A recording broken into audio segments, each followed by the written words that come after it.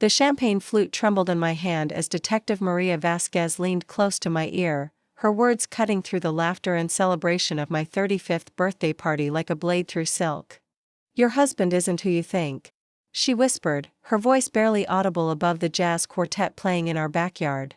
"The photos changed everything. Before we jump back in, tell us where you're tuning in from, and if this story touches you, make sure you're subscribed, because tomorrow, I've saved something extra special for you." I turned to stare at her, this woman I'd known for less than 2 hours.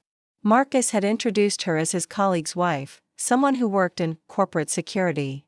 Her dark eyes held a gravity that made my stomach drop, and the manila envelope in her hand seemed to pulse with dangerous secrets. "I don't understand," I managed, setting my glass on the nearest table before I could drop it. Around us, 50 guests mingled on the fairy-light-draped patio, completely oblivious to the earthquake beginning beneath my feet. "Natalie, I need you to listen carefully." Maria's hand touched my elbow, guiding me away from the crowd toward the garden shed where we couldn't be overheard. 3 months ago, I was hired to investigate insurance fraud at Meridian Financial. Your husband's name came up in connection with some irregular transactions. My husband, Dr. Jonathan Reeves, respected orthopedic surgeon, devoted father to our 8-year-old daughter Emma, the man who'd surprised me with this elaborate birthday celebration complete with my college friends flown in from 3 states. The man who still brought me coffee in bed every Sunday morning and knew exactly how I liked my eggs. "There must be some mistake," I said, but my voice sounded hollow even to my own ears. "Jonathan works at the hospital. He doesn't have anything to do with insurance companies beyond normal medical billing." Maria opened the envelope and pulled out a photograph. Even in the dim garden lighting, I could see clearly Jonathan sitting across from a woman I didn't recognize in what looked like an expensive restaurant. His hand covered hers across the table, and they were leaning toward each other with an intimacy that made my chest tighten. "This was taken 6 weeks ago at Le Bernardin," Maria said quietly. "The woman is Sophia Chen, vice president of claims at Meridian Financial. They've been meeting regularly for the past 8 months." I stared at the photo, my mind racing through the past 8 months, searching for signs I'd missed. The late nights Jonathan explained as emergency surgeries. The weekend conferences that seemed to multiply. The new cologne I'd noticed but hadn't questioned. "You think they're having an affair," I said, surprised by how steady my voice sounded. "I think it's more complicated than that." Maria pulled out another photograph, this one showing Jonathan and Sophia entering what looked like a law office. "This is them meeting with David Morrison, an attorney who specializes in offshore banking and asset protection. That meeting happened the same day your husband opened 3 new accounts in the Cayman Islands." The world tilted sideways. "That's impossible. I would know if Jonathan opened foreign bank accounts. We share everything financial." Maria's expression softened with what looked like genuine sympathy. "Natalie, in the past year, your husband has moved approximately $1.2 million through these accounts. Money that originated from suspicious insurance claims processed by Sophia Chen's department." I sat down hard on the garden bench, my legs suddenly unable to support me. Through the kitchen window, I could see Jonathan talking animatedly with our neighbors, his face lit up with the same warm smile that had made me fall in love with him 12 years ago. Emma was on his shoulders, her fairy wings from her flower girl costume catching the light as she giggled at something he'd whispered in her ear. "You're telling me my husband is, what? Stealing money?" "I'm telling you that based on my investigation, Dr. Jonathan Reeves has been filing fraudulent disability claims for patients who were never actually injured, splitting the settlement money with Sophia Chen, and hiding the proceeds in offshore accounts." Maria sat beside me, her voice gentle but relentless. "The pattern is sophisticated and has been running for at least 18 months. 18 months. I did the math automatically, the way my accounting background had trained me to do. 18 months ago was when Jonathan had started talking about wanting to upgrade Emma's private school, when he'd suggested we look at vacation homes in the Hamptons, when our lifestyle had subtly but noticeably improved despite no apparent increase in his medical practice income. How much money are we talking about? Based on what I've been able to trace so far, probably close to $3 million total. Natalie, this isn't just an affair or even simple fraud. If the federal investigators get involved, we're looking at charges of conspiracy, money laundering, insurance fraud, and possibly racketeering under RICO statutes. Preparing and narrating this story took us a lot of time, so if you are enjoying it, like this video, it means a lot to us. Now back to the story. The birthday party continued around us, completely surreal now. I could hear my sister Linda telling the story about my disastrous college roommate for the dozenth time, could smell the garlic from the catering company's famous pasta salad, could see the chocolate cake with 35 candles waiting to be lit on the patio table. "Why are you telling me this?" I asked. "Why would a private investigator working an insurance case care about warning the wife?" Maria was quiet for a long moment, and when she spoke, her professional demeanor cracked slightly. "Because I've been where you are. 5 years ago, I discovered my husband was using his position as a city planning commissioner to take bribes from development companies. I found out from FBI agents who showed up at my door with a search warrant." She pulled out her phone and showed me a photo of a young boy, maybe 10 years old, with Maria's dark eyes and a gap-toothed grin. "That's my son Diego. When the arrests happened, the media attention destroyed everything. He got bullied at school, I lost my job with the police department, we had to move 3 times because reporters wouldn't leave us alone." "What happened to your husband?" 8 years in federal prison. But the real punishment was watching Diego ask me every night for 2 years why daddy wasn't coming home. Why the other kids called him the criminal son. I looked back toward the house where Emma was now showing off her cartwheels to a group of admiring adults, her laughter carrying across the yard like music. The thought of her experiencing what Diego had gone through made me feel physically sick. "How long do I have?" I asked. "The federal task force is building their case carefully. Based on similar investigations I've seen, probably 6 to 8 weeks before arrests happen. Maybe less if they decide they have enough evidence for grand jury indictments." Maria handed me the envelope containing the photographs. "There's more in here. Bank records, copies of fraudulent claims, surveillance photos from their meetings. Everything I could legally share without compromising the ongoing investigation." My hands shook as I took the envelope, its weight somehow much heavier than the few documents inside.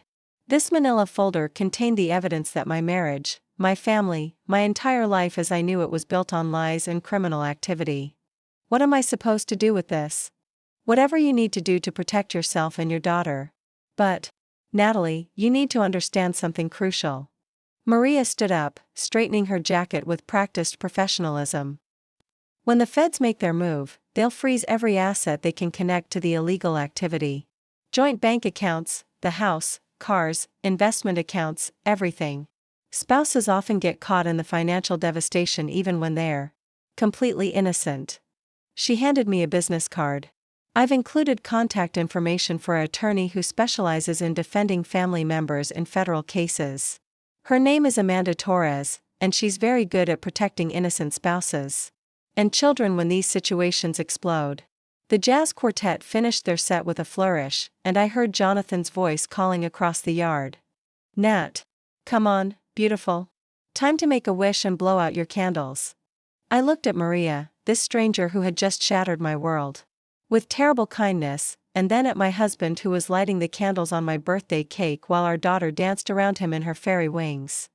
"How can I ever thank you for this warning?" "Don't thank me yet," Maria said, walking toward the gate that led to the front yard. "The hard part is just beginning." As she disappeared into the shadows, I stood alone in our garden holding the envelope that contained proof of my husband's betrayal and criminal activity. 35 candles flickered on my chocolate cake, and 50 people I cared about waited to sing "Happy Birthday" to a woman whose life had just ended without anyone realizing it. "Natalie. Come on." Emma called, bouncing with excitement. "Daddy says you have to make the biggest wish ever." I walked toward the celebration on unsteady legs, tucking the envelope behind my back. Jonathan's face glowed with love and pride as he watched me approach, and for a moment I could almost pretend that Maria Vasquez had been a hallucination, that the photos in my hand were some terrible mistake, but as I stood in front of those 35 candles, surrounded by friends and family singing off-key and laughing, I realized I did have a wish after all. I wished I was strong enough for whatever came next. The candles went out in one breath, and the applause was thunderous. Jonathan pulled me close, kissing my forehead with lips that had been lying to me for 18 months. What did you wish for, Mommy? Emma asked, tugging on my dress. I looked down at my daughter's innocent face, then at my husband's expectant smile, then at the envelope hidden behind my back that would change everything. I wished for the truth, sweetheart, I said quietly. I wished for the truth. The manila envelope lay hidden beneath my lingerie in the top dresser drawer, but I could feel its presence like a radioactive source pulsing through the bedroom walls. 3 days had passed since my birthday party, and I'd become a master of deception, smiling and nodding through conversations while my mind churned through the implications of Maria's revelations. Jonathan had no idea that his wife of 12 years was conducting her own investigation, using skills I'd forgotten I possessed from my forensic accounting days before Emma was born. Every morning after he left for the hospital, I'd spread those damning photographs across our kitchen table like pieces of a jigsaw puzzle, trying to construct the full picture of my husband's double life. The image that haunted me most wasn't Jonathan and Sophia holding hands at Le Bernardin. It was the bank statement showing a deposit of $847,000 on the same day he told me he was attending a medical conference in Chicago. I'd actually helped him pack for that trip, carefully folding his lucky tie and reminding him to call when he landed safely. Mommy, why do you keep staring at your coffee? Emma asked from across the breakfast table, her spoon suspended halfway between her cereal bowl and mouth. It's not going to change colors. I forced a smile, tucking the photos back into their hiding place beneath my placemat. Just thinking about work stuff, baby girl. Daddy says thinking too hard gives you wrinkles. She scrunched her nose in exaggerated concern. Are you getting wrinkles? Probably, I admitted, and for the first time in days, my smile felt genuine. But some things are worth thinking about, even if they give you wrinkles. Emma nodded with 8-year-old wisdom. Like math problems. I get wrinkles when I do long division, but Mrs. Peterson says that means my brain is growing. If only it were that simple. If only I could solve this equation by carrying the one and finding a clean answer that made sense. Instead, I was drowning in variables that didn't add up, in a husband who kissed me goodbye every morning before heading off to commit federal crimes. After dropping Emma at school, I drove to the public library downtown, needing neutral ground to research what I was dealing with. The legal databases I accessed painted a terrifying picture. Insurance fraud convictions typically resulted in 5 to 10 years in federal prison. Money laundering added another 3 to 7 years. If prosecutors decided to pursue RICO charges for organized criminal activity, Jonathan could face up to 20 years behind bars. 20 years. Emma would be 28 when he got out, older than I was when we met. She'd grow up, graduate high school, finish college, maybe get married and start her own family, all while her father sat in a federal penitentiary. My phone buzzed with a text from Jonathan. Emergency surgery came up. Won't be home until late. Love you. I stared at the message, wondering if he was actually in an operating room or sitting in another restaurant with Sophia Chen, planning their next fraudulent claim. The uncertainty was poisonous, contaminating every interaction we'd had. For months, that afternoon, I made a decision that would have seemed impossible a week earlier. I called Amanda Torres, the attorney Maria had recommended, and scheduled a consultation for the next day. Amanda's office occupied the 15th floor of a sleek downtown building, all glass and steel that projected the kind of confidence I desperately needed to borrow. She was younger than I'd expected, maybe early 40s, with graying temples and intelligent eyes that missed nothing. Maria Vasquez briefed me on your situation, Amanda said without preamble, gesturing for me to sit across from her mahogany desk. I've reviewed the evidence she shared, and I need to be direct with you about what we're facing. She pulled out a legal pad covered in neat handwriting. Based on the financial records and surveillance photos, the federal prosecutors have a strong case against your husband. The pattern of fraudulent claims, the coordination with Sophia Chen, the offshore banking activity, it's textbook conspiracy. And money laundering. My hands twisted in my lap. What does that mean for me and Emma? That depends on several factors. First, how much did you know about these activities? Nothing. I swear, I had no idea any of this was happening. Amanda studied my face carefully. The government will investigate that claim thoroughly. They'll examine your financial records, interview friends and family, analyze your spending patterns to determine if you were living beyond your legitimate means. She opened a folder and showed me forms that made my head spin. These are asset freeze orders from similar cases. When the arrests happen, federal marshals will seize everything connected to the criminal enterprise.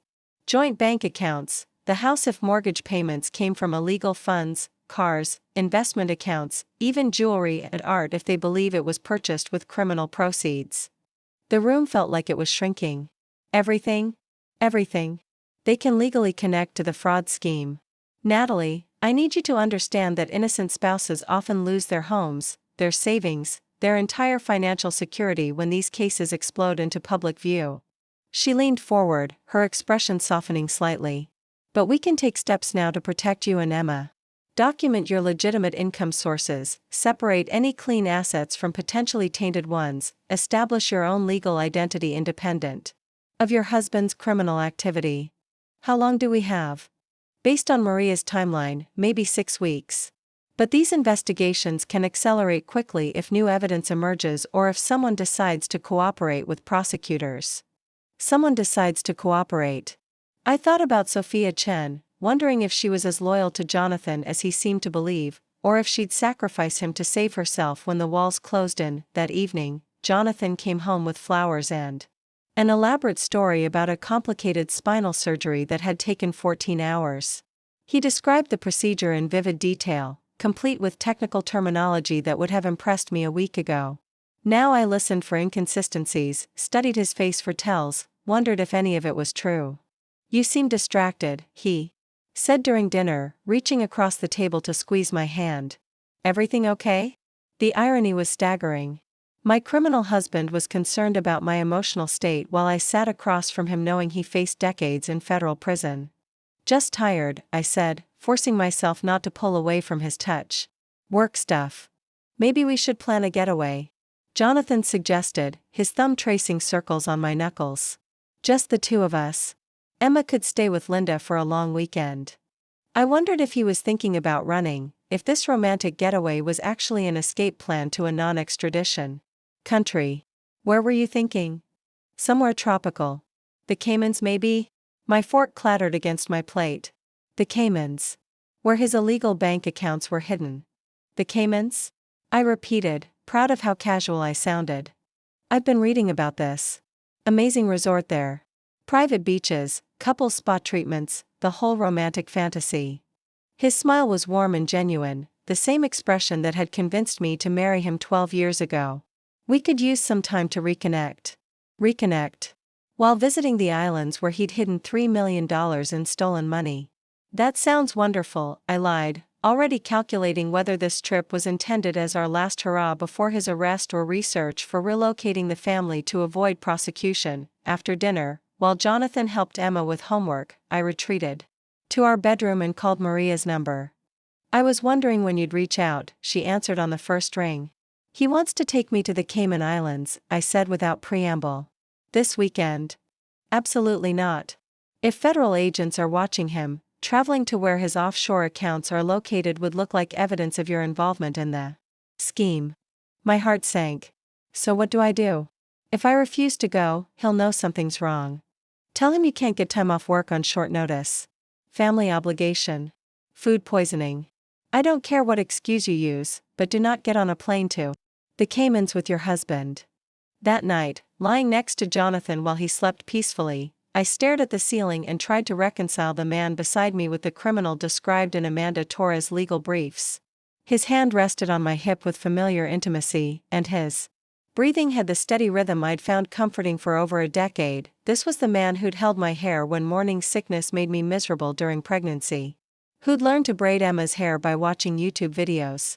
Who still brought me soup when I had a cold and knew exactly which terrible reality TV shows would cheer me up, but this was also the man who'd been systematically defrauding insurance companies for 18 months, hiding millions of dollars from his wife and child, and planning romantic getaways to the countries where he'd hidden his criminal proceeds. The next morning brought another complication I hadn't anticipated. Emma was getting dressed for school when she mentioned something that made my blood freeze. Daddy's friend Sophia came to my school yesterday, she said casually, pulling on her sneakers. She said she wanted to surprise Daddy by meeting his beautiful daughter. I stopped brushing my hair. Sophia came to your school? Uh-huh. She was really nice. She said Daddy talks about me all the time at work. Emma looked up with innocent confusion. But I thought Daddy worked at the hospital. Sophia said she worked at an insurance company. The brush fell from my hand. Sophia Chen had approached my daughter at school without my knowledge or permission. A woman involved in federal crimes had sought out my 8-year-old child. What did she look like? I asked, trying to keep my voice steady. Pretty. Black hair, really white teeth. She had a fancy car, like the ones in movies. I pulled out my phone and showed Emma one of the surveillance photos Maria had provided. Is this her? That's her. Do you know Sophia too, Mommy? Something like that, I said, my mind racing through implications that made me feel sick. Why would Sophia Chen want to meet Emma? Was she gathering information about our family? Testing whether Emma knew about her father's activities? Or something worse, I called Amanda Torres immediately. She approached your daughter at school? Amanda's voice was sharp with concern. That changes everything. We need to consider that you and Emma might be in physical danger. Physical danger? I thought this was financial fraud. It is. But when criminal conspiracies start unraveling, people get desperate. If Sophia Chen is concerned about Emma's knowledge or your involvement, she might view you as a threat to be neutralized. The world tilted sideways. I'd been so focused on the legal and financial implications that I hadn't considered our physical safety. What do? Document everything. Save those surveillance photos somewhere secure. Keep records of all your conversations with your husband. And Natalie? Amanda paused. Consider whether you and Emma should stay somewhere else for a while. Just until we understand what Sophia Chen's intentions are. That afternoon, I picked Emma up from school and drove straight to my sister Linda's house across town. Linda took one look at my face and poured me a glass of wine without asking questions. I need you to listen to something crazy, I said, settling into her kitchen chair while Emma played with Linda's dog in the backyard. For the next hour, I told Linda everything. About Maria's warning, the photographs, the federal investigation, Sophia's visit to Emma's school. Linda's expression shifted from disbelief to horror to protective fury. That bastard, she whispered when I finished. That absolute bastard. How could he put you and Emma in danger like this? I don't think he knows about Sophia approaching Emma. But Linda, I need to ask you something huge. My sister reached across the table and grabbed my hands. Anything. If things get bad quickly, could Emma stay with you for a while? If I need to disappear for a few days to figure out legal protection, could you take care of her? Of course. But Natalie, what aren't you telling me? I looked out at my daughter playing fetch with Rusty, her laughter carrying through the kitchen window like a reminder of everything I was fighting to protect. I think I'm going to have to choose between my husband and my daughter, I said quietly. And that's not really a choice at all. Linda squeezed my hands tighter. Then you do whatever you have to do to keep Emma safe. Everything else can be rebuilt. As we drove home that evening, Emma chattering about her day at school, I made another decision that would have seemed impossible 2 weeks ago. I was done being the naive wife who trusted blindly and asked no questions. Jonathan Reeves had built his criminal empire on my ignorance and Emma's innocence. But thanks to Maria Vasquez's warning, I was no longer ignorant, and I was about to become very dangerous. The burner phone Maria had recommended felt alien in my hands as I sat in my car outside Emma's school, watching other mothers collect their children with the casual confidence of people whose lives weren't built on criminal foundations. I'd purchased the phone that morning using cash, following Amanda Torres' instructions to create communication channels that couldn't be traced back to our family accounts. My first call was to Detective Ray Castellanos with the Financial Crimes Unit. Maria had given me his direct number with strict warnings about how to approach this conversation. Detective Castellanos, his gravelly voice answered on the second ring. I'm calling about the Meridian financial investigation, I said, surprised by how steady my voice sounded. I have information that might be relevant to your case. A pause. Who is this? Someone with inside knowledge of Dr. Jonathan Reeves' activities. I see. And what kind of inside knowledge would that be? I'd rehearsed this conversation a dozen times, but sitting in my car with Emma's school bell ringing in the background, the words still felt surreal. I'm his wife. And I want to cooperate with your investigation. 20 minutes later, I was sitting across from Detective Castellanos in a coffee shop downtown, my hands wrapped around a mug I couldn't bring myself to drink from. He was smaller than I'd expected, with intelligent brown eyes and the kind of mustache that belonged in 1980s police dramas. "Mrs. Reeves, I need to be clear about what cooperation means in a case like this," he said, pulling out a small recorder. "Anything you tell me can and will be used in the prosecution of your husband. There's no going back once we start this conversation." I thought about Emma's face when she described meeting Daddy's friend Sophia, the innocent trust in her voice that made my chest ache. "I understand. Tell me what you know." For the next hour, I laid out everything Maria had shared and everything I'd discovered through my own investigation. The offshore accounts, the suspicious meeting with David Morrison, the correlation between Jonathan's conferences and large deposits in the Cayman Islands. Castellanos took notes in a shorthand I couldn't read, occasionally asking for clarification or specific dates. "Your husband never discussed any of these activities with you?" he asked. "Never. I thought he was attending medical conferences. I helped him pack for those trips." The admission felt like swallowing glass. "Detective, there's something else. Sophia Chen approached my daughter at school yesterday without my permission or knowledge." Castellanos' pen stopped moving. "She? What?" "She introduced herself to Emma, told her that she worked with Daddy, said she wanted to meet his beautiful daughter." I pulled out my phone and showed him the photo Maria had taken. "This is her, right?" "Yes, that's Sophia Chen." He studied the photo with a frown that made my stomach clench. "Mrs. Reeves, approaching a co-conspirator's family member, especially a child, is not standard behavior in financial fraud cases. It suggests either desperation or escalation." "What kind of escalation?" "The kind where people start viewing family members as potential threats to be managed." He closed his notebook and leaned forward. "I need to ask you something, and I want you to think carefully before answering. Has your husband mentioned any plans to travel recently? Particularly to countries without extradition treaties?" My mouth went dry. "He suggested a romantic getaway to the Cayman Islands this weekend." Jesus. Castellanos rubbed his forehead. "Mrs. Reeves, we need to accelerate our timeline. Based on what you've told me, it's possible your husband is preparing to flee the country." "Flee the country?" The words came out as a whisper. "Think about it from his perspective. He's moved millions of dollars offshore, established banking relationships in tax havens, and his co-conspirator is now making contact with his family. Either he's planning to disappear, or he's worried that someone else might cooperate with law enforcement." The implications hit me like a freight train. Jonathan wasn't just planning a romantic getaway. He was possibly planning to abandon Emma and me entirely, leaving us to face the legal and financial devastation of his crimes alone. "What happens now?" I asked. "Now we move fast. I need you to continue acting normal at home while we prepare arrest warrants." "Can you do that?" I thought about 12 years of marriage, of Sunday morning coffee and shared dreams and the man who'd held my hand during Emma's birth. Could I go home and pretend to love him while helping law enforcement build a case that would destroy our family? "Yes," I said. "I can do that." That evening, Jonathan came home with takeout from Emma's favorite Thai restaurant and news that made my blood freeze. "I talked to Linda today," he said casually, unpacking containers of pad Thai and green curry. "She mentioned you and Emma stopped by yesterday afternoon."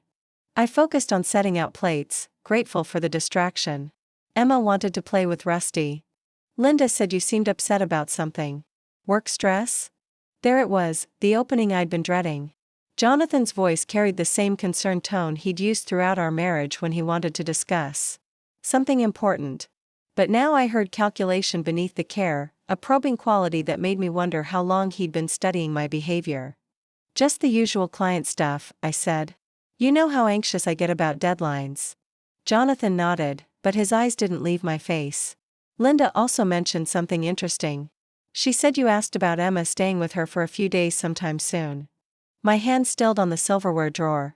Linda had promised not to mention that conversation to anyone. Did I? I kept my voice light, confused. "I don't remember saying that specifically." "She seemed to think you were planning some kind of surprise for me. A romantic getaway without Emma." Jonathan's smile was warm and genuine, but there was something else underneath it now. Something that made the hair on my arms stand up. "Is My beautiful wife planning to whisk me away somewhere.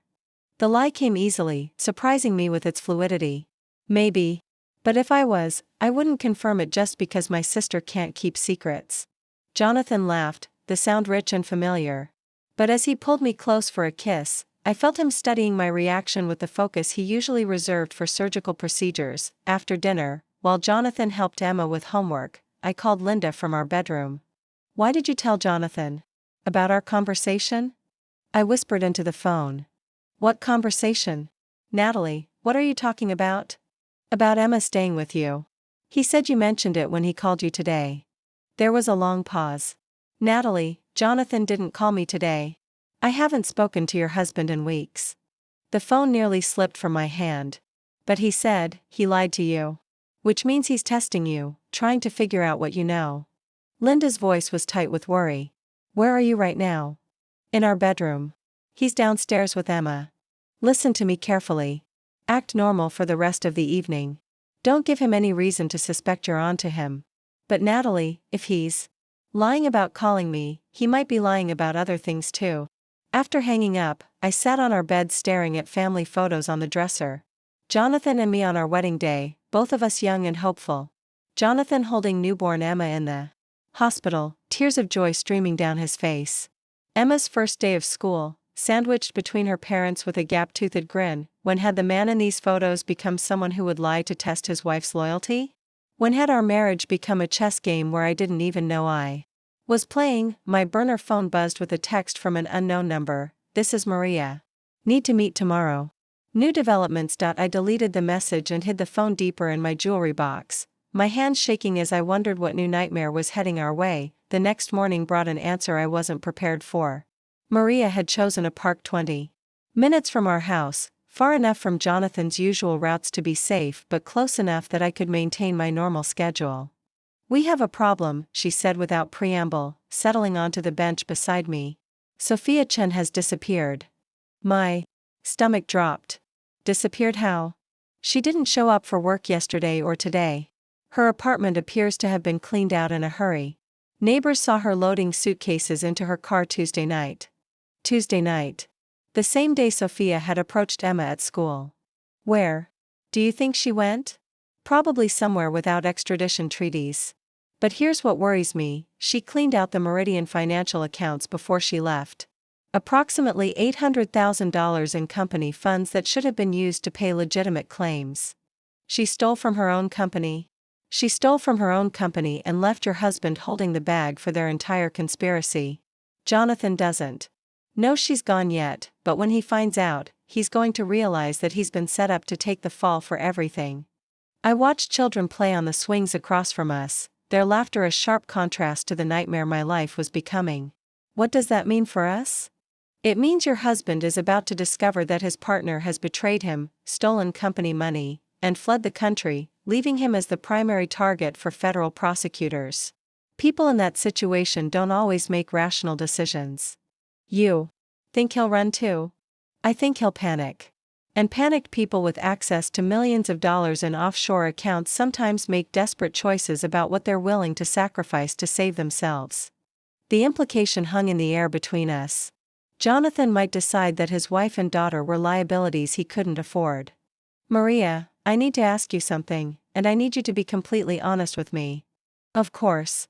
"Are Emma and I in physical danger?" Maria was quiet for a long moment, watching the children play. When she spoke, her voice carried the weight of professional experience with cases that had gone wrong. "I've seen financial fraud cases turn violent when conspirators feel trapped. Usually it's murder-suicide situations where the perpetrator can't face the legal consequences and prison time."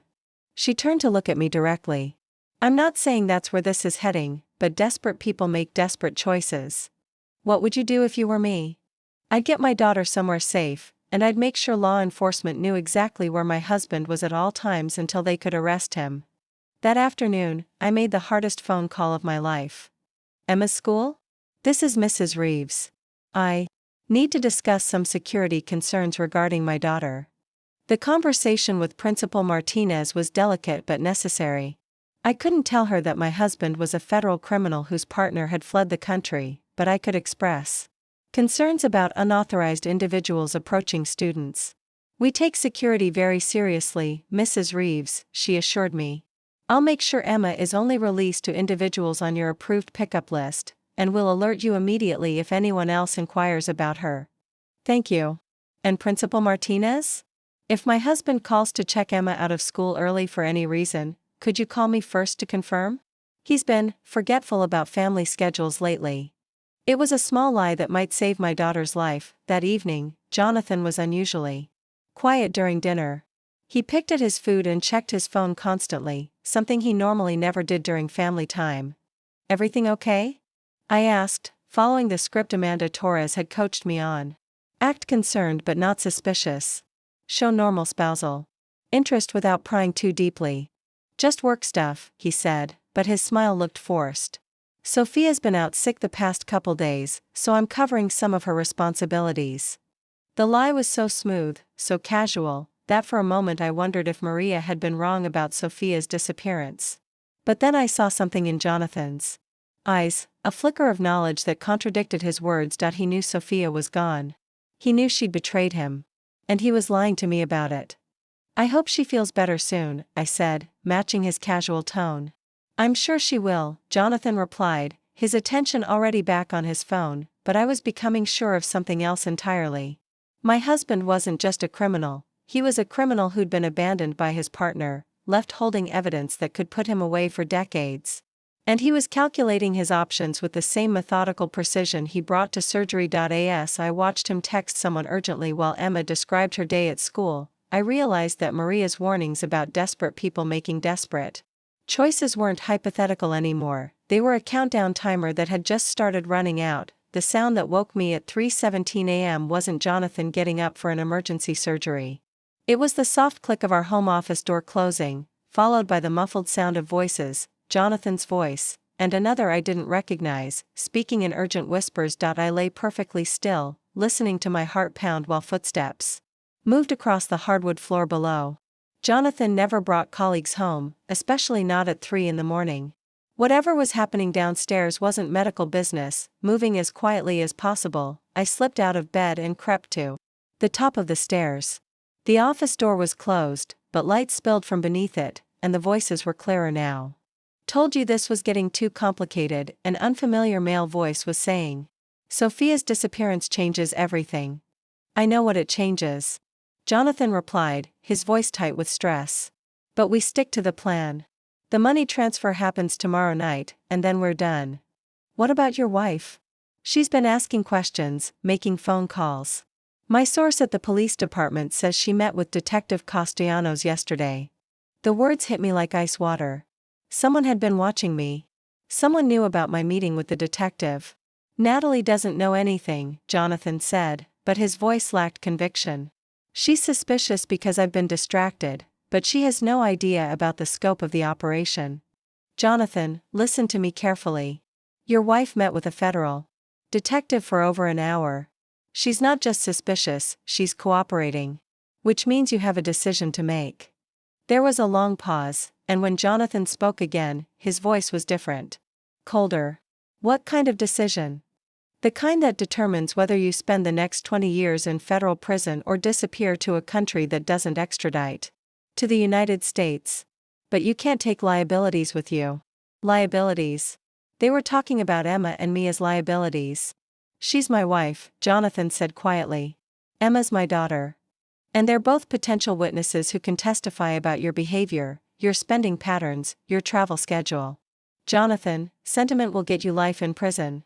You have 48 hours to transfer the remaining funds and disappear. With or without them is your choice, but you need to make it now. I crept back to bed on shaking legs, my mind racing through the implications of what I'd overheard.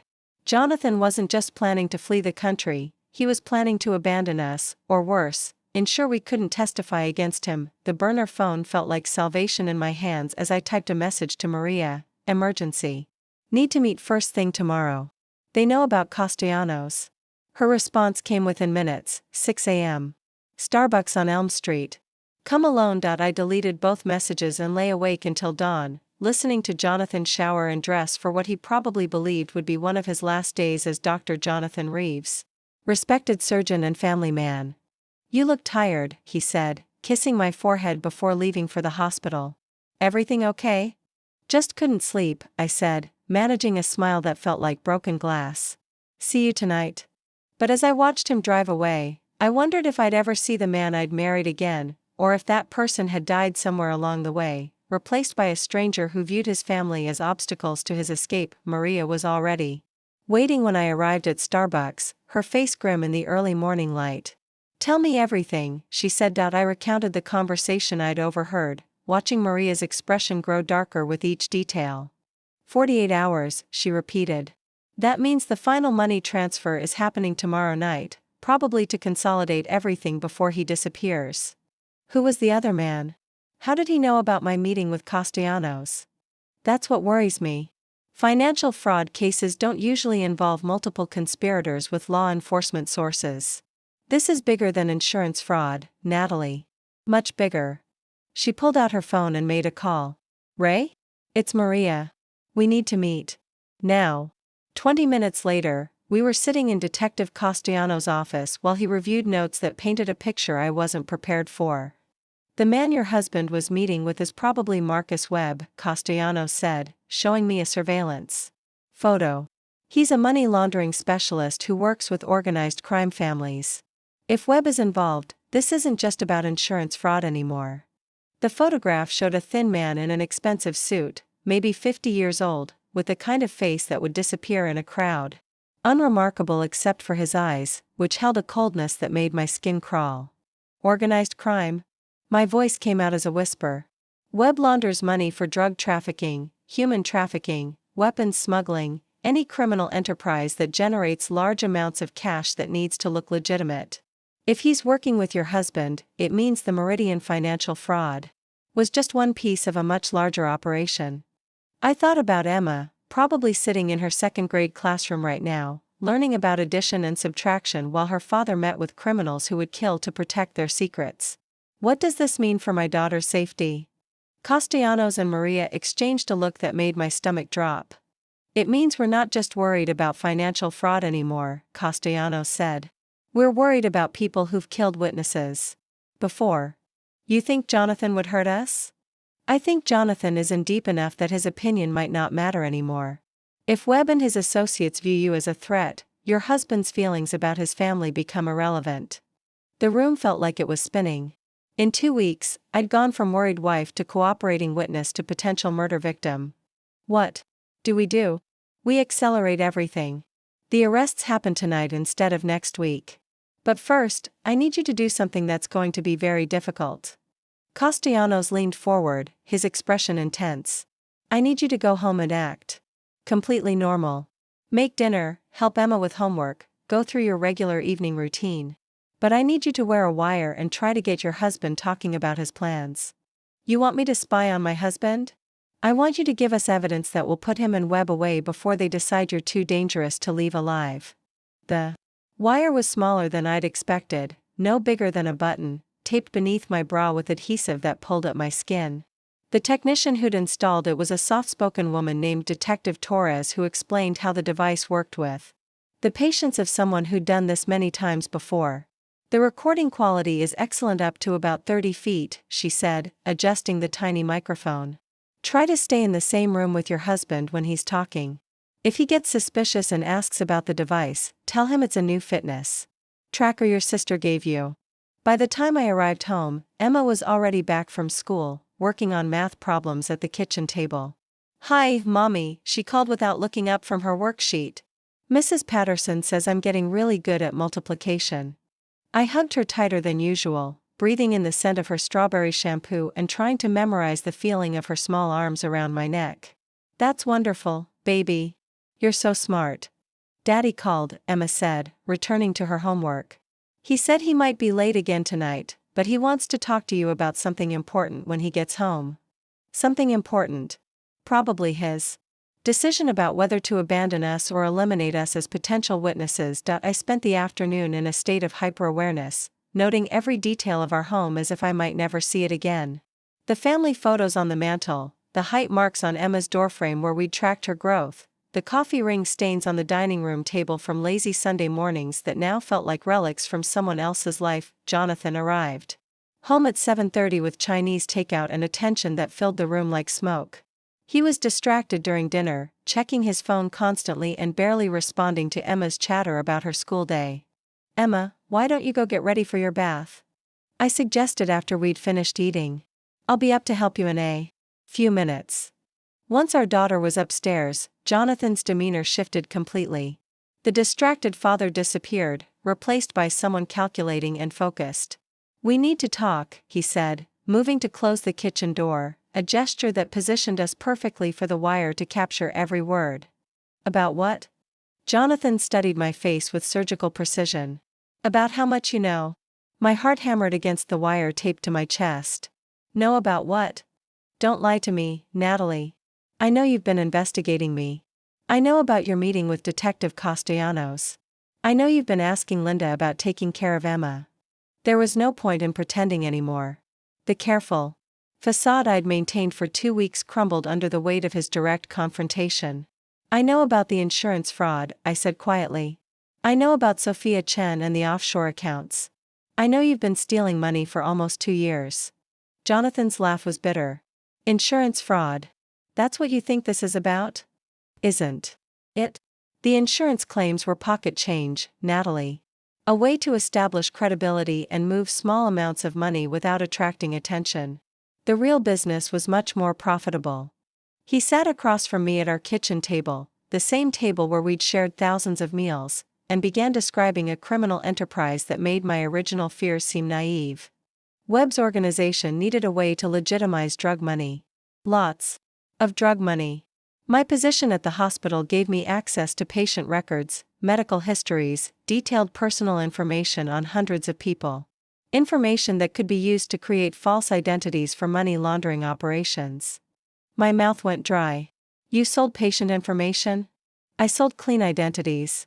Social security numbers, medical histories, employment records. Information that could be used to open bank accounts, apply for credit, create entire fictional personas for moving illegal money through the financial system." "How much money are we talking about?"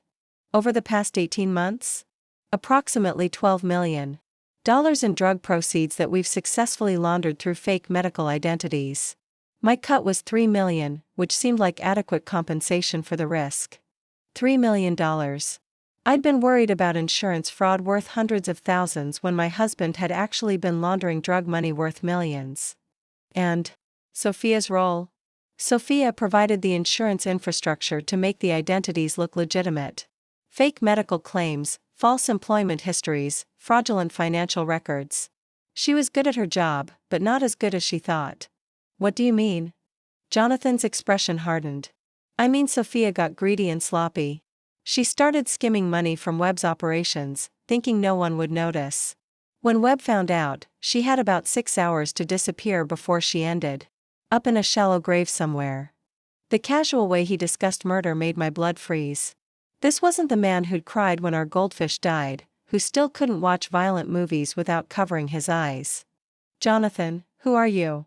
He looked at me for a long moment, and I saw something that might have been regret flicker across his face. "I'm someone who got in too deep to get out clean," he said finally. "And now I have to make choices I never wanted to make." "What kind of choices?" "The kind that determine whether Emma grows up with parents or grows up as an orphan." The threat was clear, even wrapped in concern for our daughter's welfare. Jonathan was telling me that my cooperation wasn't optional anymore. "What do you want from me?" "I want you to take Emma and disappear for a while. A long while. There's money in an account in your name, enough to start over somewhere far away from here." He slid a bank document across the table. "An account in the Cayman Islands with my name and Emma's, containing $500,000. You opened accounts for us?" "I opened them 6 months ago, when I realized this might end badly. Call it insurance for my family." I stared at the bank statement, trying to process what he was offering. $500,000 in exchange for disappearing and never talking to law enforcement about what I knew. "And if I don't want to disappear?" Jonathan's expression went completely cold. Then Webb's people will make sure you disappear anyway, along with anyone else who might testify about what they've seen or heard. You're threatening your own family. I'm trying to save my family the only way I can. Take the money, take Emma, and run. It's the only option that ends with both of you alive. Outside, I heard the sound of car doors slamming in our driveway, multiple car doors, more than one vehicle. Jonathan heard it too, his eyes widening with something that might have been relief or terror. It's too late for running, I said quietly, standing up from the table. The FBI is here. The last thing I saw before federal agents burst through our front door was the look of absolute betrayal on Jonathan's face as he realized his wife had been wearing a wire, but as Emma's frightened voice called from upstairs, asking what was happening, I knew I'd made the only choice that mattered. I'd chosen my daughter over the man who'd stopped being her father the moment he'd decided we were liabilities instead of family. Mommy! Emma's terrified scream from upstairs cut through the chaos of federal agents flooding our living room like a knife through my heart. The wire taped to my chest suddenly felt like it weighed 1,000 pounds as I watched Jonathan's hands go up, his face a mask of shock and betrayal as Agent Sarah Chen, no relation to Sophia, read him his rights. I need to get to my daughter, I said to the nearest agent, a tall woman with kind eyes who was clearly trying to establish order in our suddenly shattered home. Ma'am, we need you to remain here while we secure the scene, she said, but her voice softened when another of Emma's cries echoed down the stairs. Agent Morrison will escort you upstairs in just a moment. I watched them handcuff Jonathan, the same hands that had delivered hundreds of babies, that had taught Emma to ride her bike, that had held mine during our wedding vows 12 years ago. He looked at me as they led him toward the door, and the expression on his face was something I'd never seen before, complete and utter devastation. Natalie, he said, his voice breaking. How could you do this to our family? The question hit me like a physical blow. After everything I'd learned, after the threats and the lies and the criminal enterprise built on stolen medical records, he was asking how I could betray him. How could I?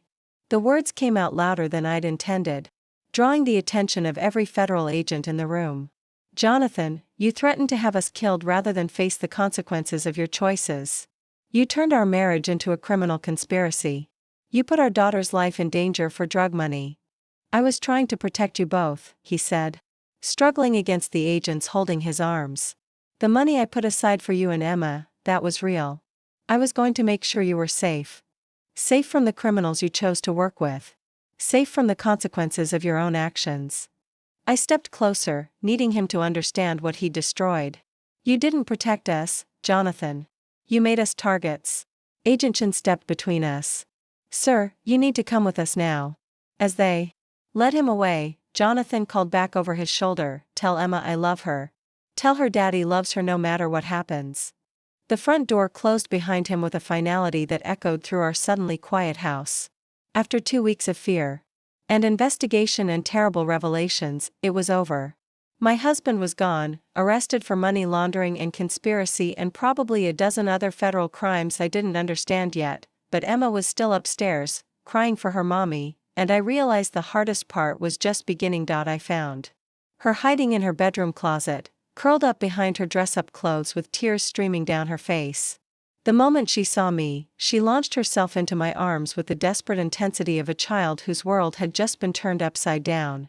Mommy, there were so many people shouting, she sobbed against my shoulder. And they took Daddy away. In handcuffs like he was a bad guy. Why did they take Daddy?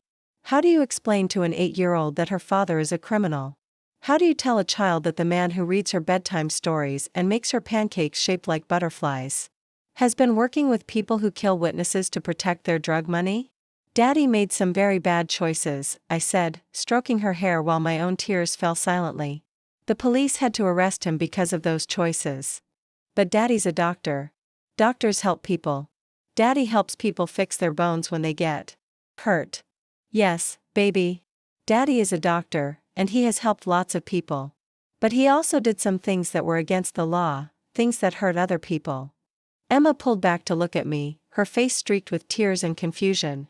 Is Daddy going to jail? The word jail came out as a whisper, like she was afraid to say it too loudly. I think so, sweetheart. For a long time.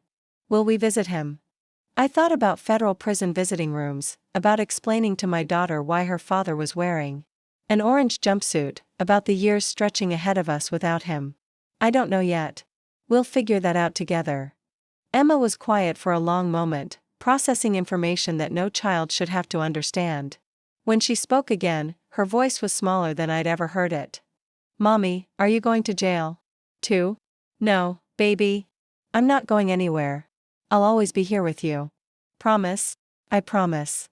We stayed in her closet for another hour, surrounded by princess dresses and superhero capes, while federal agents finished searching our house and documenting evidence of Jonathan's crimes.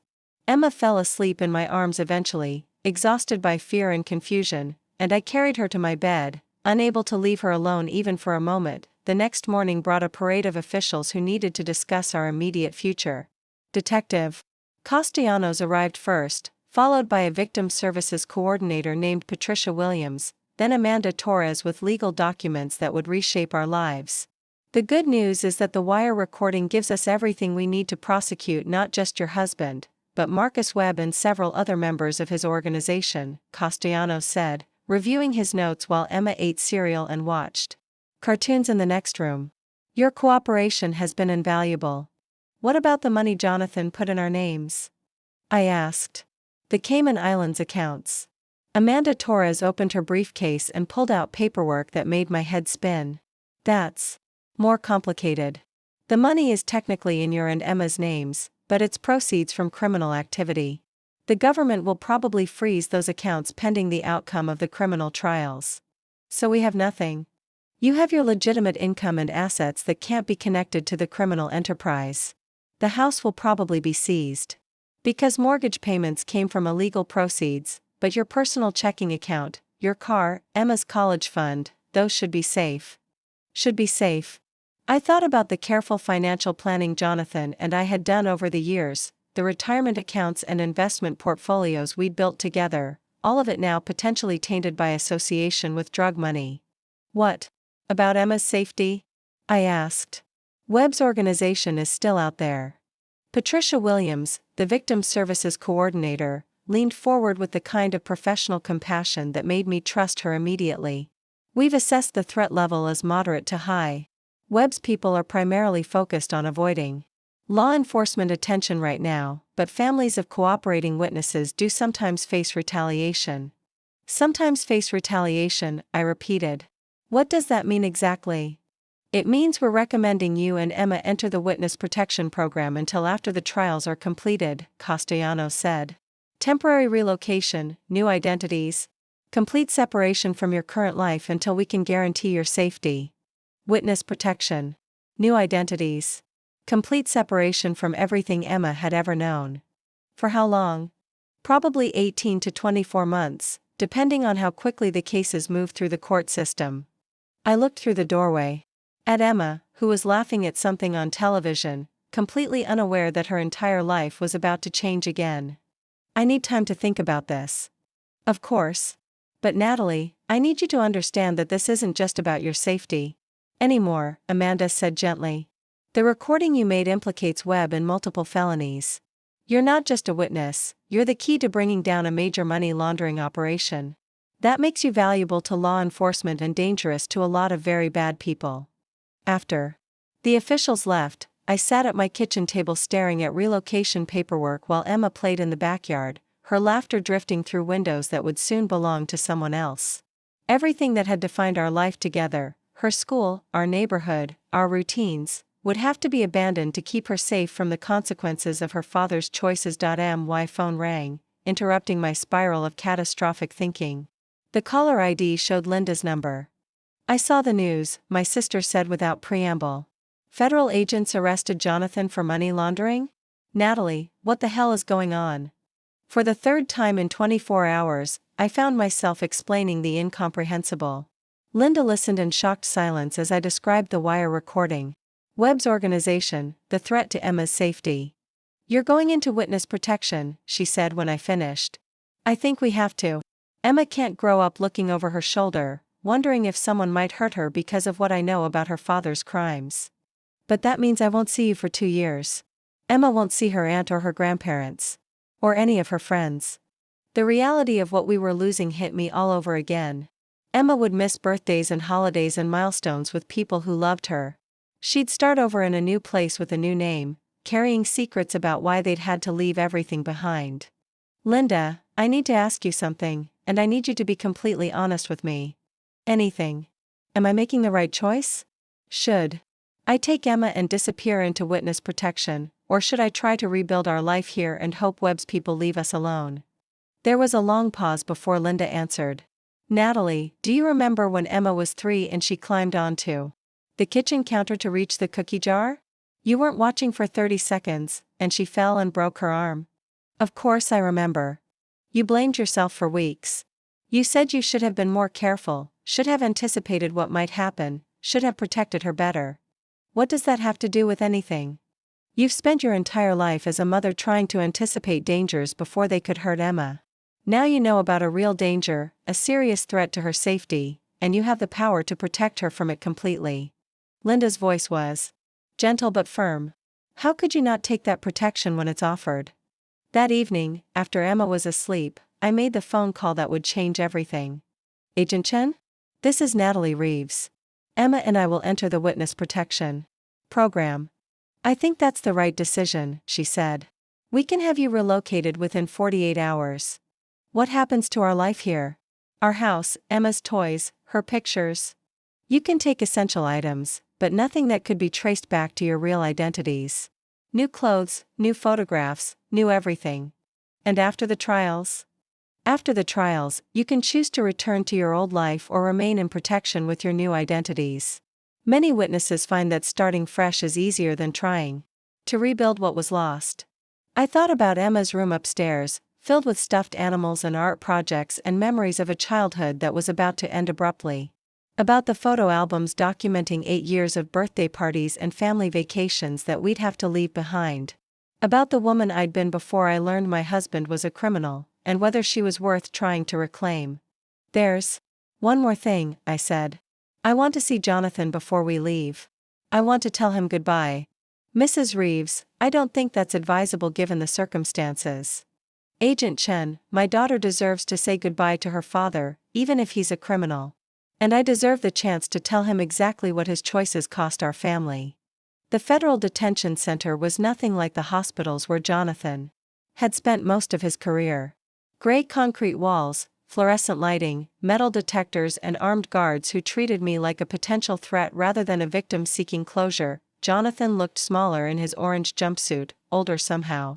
As if the weight of his choices had physically diminished him. When they brought him into the visiting room, his eyes immediately searched for Emma. Where is she? Waiting in the car with a federal marshal, I said. I wanted to talk to you first. For a moment, neither of us spoke. 12 years of marriage. And I had no idea what to say to the stranger sitting across from me. I never meant for it to go this far, he said finally.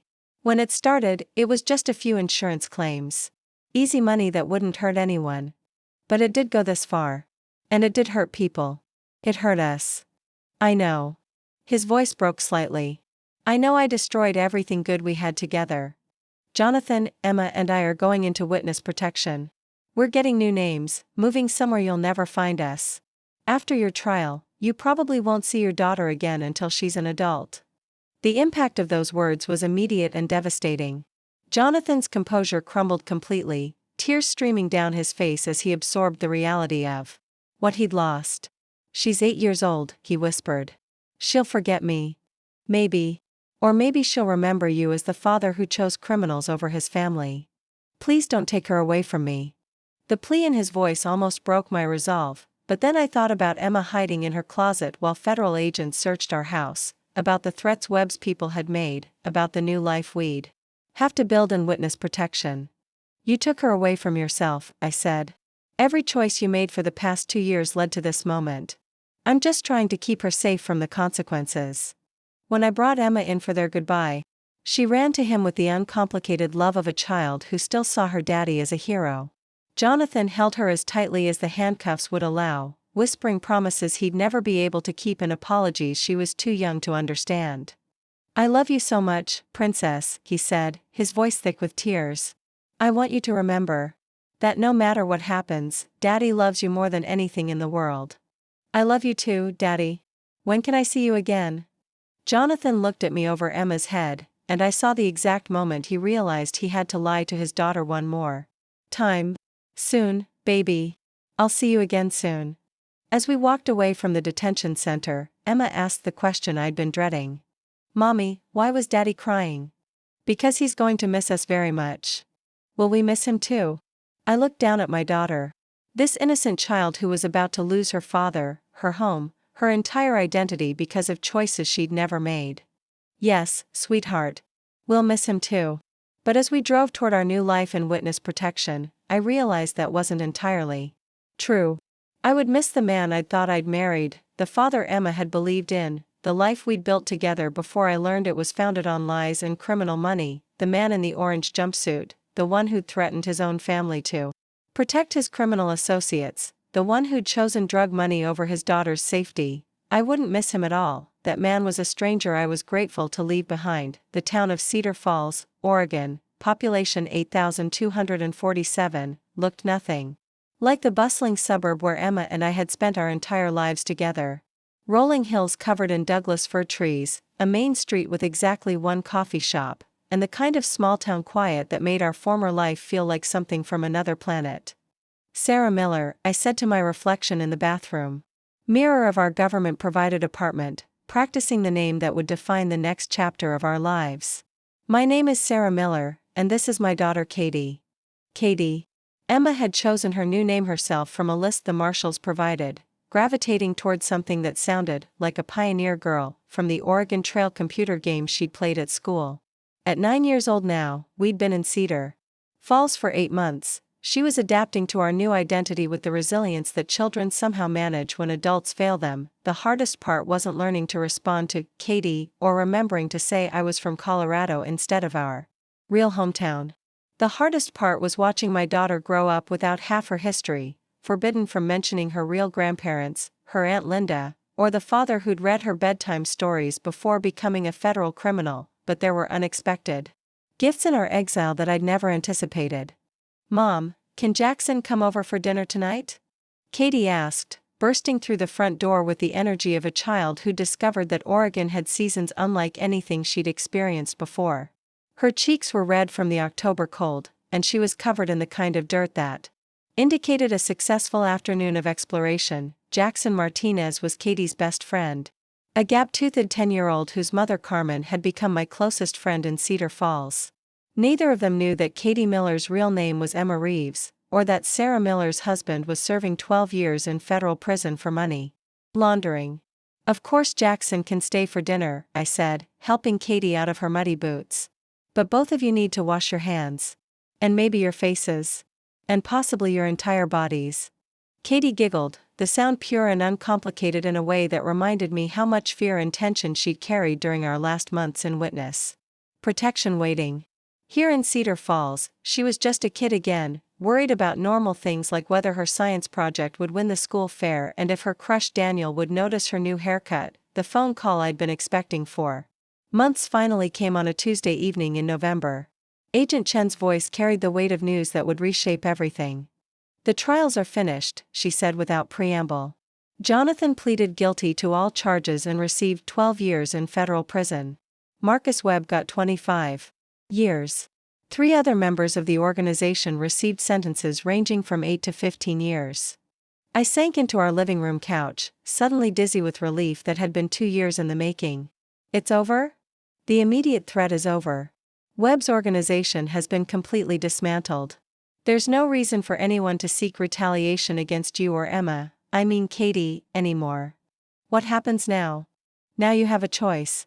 You can return to your old life and identities, or you can remain Sarah and Katie Miller permanently. The decision is entirely yours. After hanging up, I sat in our small living room looking at the life we'd built in Cedar Falls.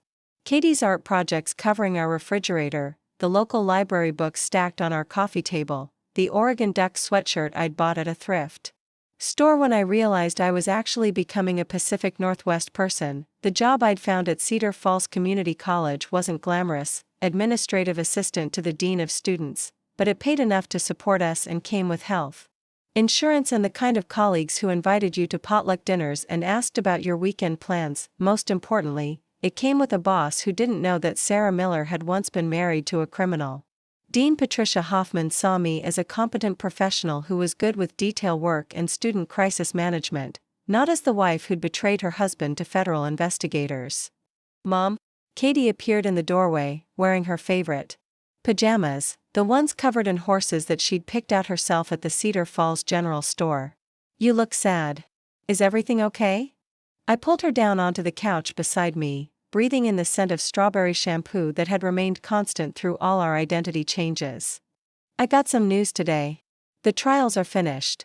The bad people, who might have wanted to hurt us, are all going to prison for a long time. Katie was quiet for a moment, processing information with the careful consideration she'd developed since learning that the world could change without warning. Does that mean we can go home now? Home. I thought about our old house, which had been sold to pay restitution for Jonathan's crimes. About Emma's bedroom with the princess decorations we'd had to abandon. About Linda, who sent carefully coded letters through the marshal's office, updating us on family news we could never respond to directly. We could go back to our old town if you want to, I said carefully. We could be Natalie and Emma again. But what about Jackson? And Mrs. Patterson at school, who says I'm really good at creative writing? And Carmen, who makes the best tamales in the whole world? Katie had unconsciously listed the life we'd built in Cedar Falls, the people who'd become important to us without knowing our real names or our complicated history. We'd have to leave them behind if we went back to being our old selves. Would I have to see Daddy again? The question I'd been dreading, asked with the directness that children use to slice through adult complications. You could if you wanted to. He's in prison, but they allow visits. Katie curled up against my side, small and warm and trusting in a way that made my chest ache with protective love. I think about Daddy sometimes, she said quietly. I remember him reading me stories and making pancakes shaped like butterflies. But I also remember the night when all those people came to our house and took him away, and how scared I was. It's okay to have complicated feelings about Daddy. He did bad things, but he also loved you very much. Do you think he still loves me even though I'm Katie now instead of Emma? The question broke my heart in ways I hadn't expected. Oh, sweetheart. Yes, I think he still loves you no matter what your name is. Love doesn't change just because other things do. Do you still love him? I thought about Jonathan in his federal prison cell, probably counting the days until his release, maybe wondering if his wife and daughter would be waiting for him when he got out. Did I still love the man who'd held my hand during Emma's birth? Or had that love died the night I learned he'd been willing to sacrifice us to protect his criminal associates? I love the memory of who I thought Daddy was, I said finally. But the person who made those bad choices, who put us in danger, I don't think I love him anymore. Is that okay? Yes, baby. It's okay to stop loving someone when they hurt you, even if they're family. That night, after Katie was asleep, I called the one person who could help me make the most important decision of our new life. Linda, I said when my sister answered. It's Natalie. The sharp intake of breath on the other end told me everything. I needed to know about how much she'd missed these conversations. Oh my God, Natalie. Are you okay? Is Emma okay? We've been so worried, getting those letters through the marshals but never knowing if you were safe or happy or, we're okay, I interrupted gently. We're more than okay. But I need to tell you something, and I need you to be completely honest. About how you feel. For the next hour, I told Linda about Cedar Falls, about Katie's new life and my job at the college, about the friends we'd made and the community that had embraced us without knowing our real story. You sound different, Linda said when I finished. Lighter somehow. Less anxious than you were during those last months before Jonathan's arrest. I feel different. For the first time in years, I'm not walking on eggshells or wondering what my husband is hiding from me. Emma, Katie, she's thriving here. She has friends and teachers who care about her, and she doesn't carry that constant worry about when the next terrible thing is going to happen. So you're not coming home? It wasn't a question, and I could hear the sadness in Linda's voice even as she tried to hide it. I don't think so. The trials are over, so we could return to our old life if we wanted to. But Linda, I'm not sure that old life exists anymore. The house is gone, Emma's friends have moved on, and everyone in town knows about Jonathan's crimes. Coming back would mean explaining everything to Katie, dealing with the media attention, trying to rebuild something that might be broken beyond repair. What about family? What about me and Mom and Dad? We love you both so much. The tears I'd been holding back finally spilled over. Leaving Linda behind felt like cutting off a limb, abandoning the people who'd loved and supported me through everything. Could you come visit us here? I asked. Not as Linda visiting Natalie and Emma, but as my sister coming to see Sarah and Katie Miller in their new life. You want me to lie about who I am too? I want you to be part of our new story instead of being trapped in our old one. There was a long pause before Linda spoke again. What would I tell Mom and Dad? They're heartbroken about losing touch with their granddaughter. Tell them that Emma and I found a place where we can be happy and safe, where Katie can grow up without being defined by her father's crimes. Tell them we'll visit when she's older and can understand why we had to disappear. And Jonathan? What do I tell him when he gets out of prison and wants to know where his family is? I thought about the man in the orange jumpsuit, the one who'd looked at me with such betrayal when he realized I'd chosen our daughter's safety over his freedom. Tell him that the family he remembers doesn't exist anymore. Tell him that his choices created consequences he can't undo, and some things are broken beyond repair. 6 months later, Linda came to visit for the first time, traveling to Oregon as my sister from Colorado, who was meeting her niece Katie for the first time. Watching her and Katie bond over art projects and hiking in the Oregon woods, I realized that family wasn't just about blood connections or shared history. Family was also about choosing to love someone enough to embrace their new life, even when it meant leaving parts of the old life behind. Katie, now 10 years old and fully settled into her identity as a Cedar Falls kid, had no memory of being afraid in her own home or wondering if her father was telling the truth about his late nights at work. She was student council representative for her grade, played soccer on the town team, and had developed a passion for environmental science that I'd never seen in her previous life. Mom, did you know that Douglas fir trees can live for more than 500 years, she announced at dinner one night, her face glowing with the enthusiasm of a child who'd found something she genuinely cared about. Mrs. Chen at the Nature Center says some of the trees in our forest were here before the pioneers came west. Mrs. Chen. It had taken me months to stop flinching every time someone mentioned that surname, but this Mrs. Chen was a retired forestry professor who ran nature programs for local kids, not a federal agent or insurance executive involved in criminal conspiracies. That's amazing, sweetheart. What else did you learn? I learned that trees are connected underground through their root systems, and they actually share nutrients with each other when one tree is sick or struggling. It's like they're all part of the same family, even though they look like separate trees. I smiled at her excitement, but her words resonated deeper than she could have intended. Katie and I were like those trees now, connected to our old roots but growing in new soil, drawing strength from the community around us while building something that belonged entirely to us. 2 years later, when Katie was 12 and I'd been promoted to assistant dean at the college, Agent Chen made her final call. Jonathan Reeves is eligible for parole in 6 months, she said. I wanted to give you advance notice in case you wanted to change your location or take additional security precautions. Is he a threat to us? Probably not. His prison record shows model behavior, and he's participated in every rehabilitation program available. His attorney indicated that he plans to relocate to the East Coast after his release, start over somewhere far from his previous criminal associations. Has he asked about us? Through his attorney, yes. He wants to know if you and Emma are safe and happy. His attorney was told that you're both doing well but that your location and new identities remain protected. That night, I told Katie about her father's upcoming parole. She listened with the thoughtful attention she'd developed over the years, asking practical questions about whether it would affect our life in Cedar Falls. Do you want to see him? I asked. Katie was quiet for a long time, staring out our kitchen window at the Douglas fir trees she'd been studying for her high school environmental science project. I think about him sometimes, she said finally. I remember good things, like the butterfly pancakes and bedtime stories. But I also remember feeling scared and confused, and I remember you crying when you thought I wasn't watching. Those feelings are all valid. I know. But Mom, I like who I am now. I like Katie Miller's life and Katie Miller's friends and Katie Miller's dreams about studying forestry in college. I'm not sure I want to go back to being Emma Reeves, even just to visit Daddy. Then you don't have to. That choice is entirely yours, and it will always be yours.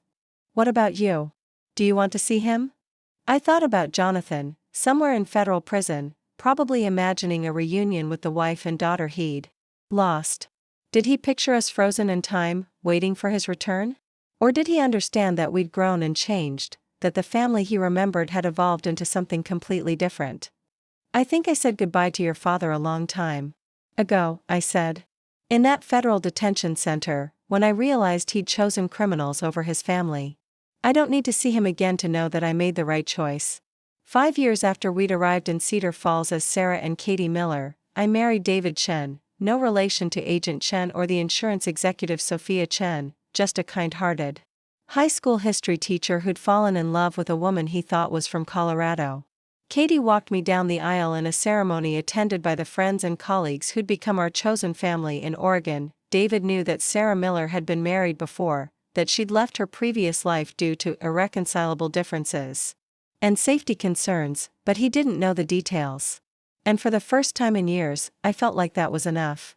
My past didn't have to define my present or limit my future. Katie, now 16 and passionate about environmental conservation, had been accepted to Oregon State University's forestry program with a full scholarship.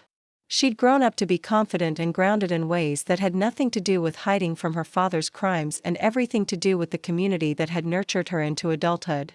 Mom, she said on the night before her high school graduation, I need to tell you something important. We were sitting on our back porch, watching the sunset paint the Douglas fir forest in shades of gold and red. 6 years in Oregon, and I still found the natural beauty breathtaking. I've been thinking about college, and about what I want to study, and about who I want to become when I'm an adult. Okay. I want to be Katie Miller forever. Not just because it's safer or more convenient, but because Katie Miller is who I actually am. The scared little girl who used to be Emma Reeves, she's part of my story, but she's not who I grew up to be. I reached for her hand, amazed by the young woman she'd become despite everything we'd lost and everything we'd had to rebuild. Are you sure? You could reclaim your original identity anytime you want. You could reconnect with your biological father, with Linda, and your grandparents. I know.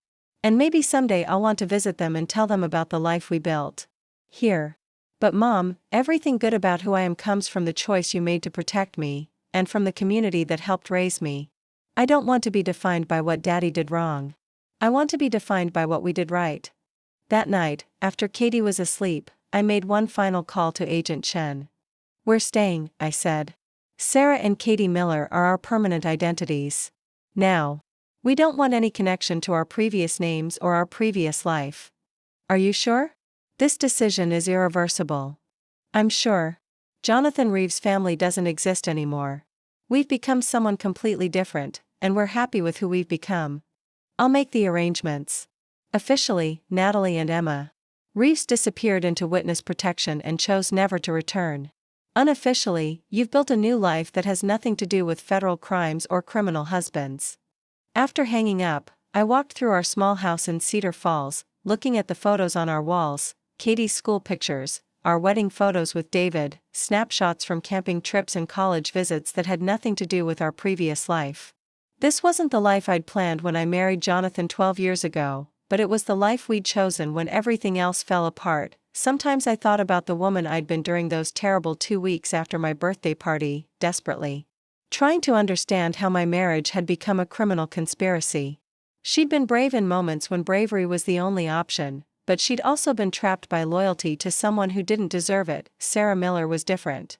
She'd learned that some betrayals were actually acts of love, that protecting your child sometimes meant sacrificing everything else, and that starting over wasn't always about running away, sometimes it was about running towards something better. Jonathan Reeves was released from federal prison on a Tuesday morning in March.